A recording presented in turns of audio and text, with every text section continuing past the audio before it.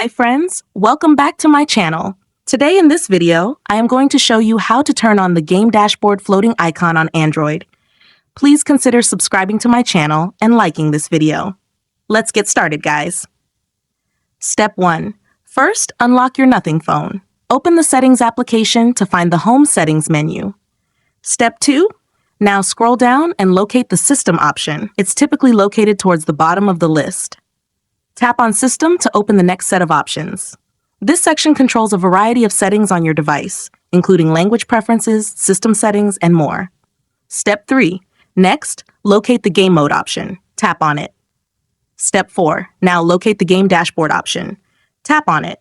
Unfortunately, this is turned off. Tap on it to turn it on. Step 5. Next, locate the Game Dashboard floating icon option. Unfortunately, this is turned off. Step 6. For the last and most important step, select the Game Dashboard floating icon option to turn it on instantly. If you found this tutorial helpful, don't forget to like this video and subscribe to my channel.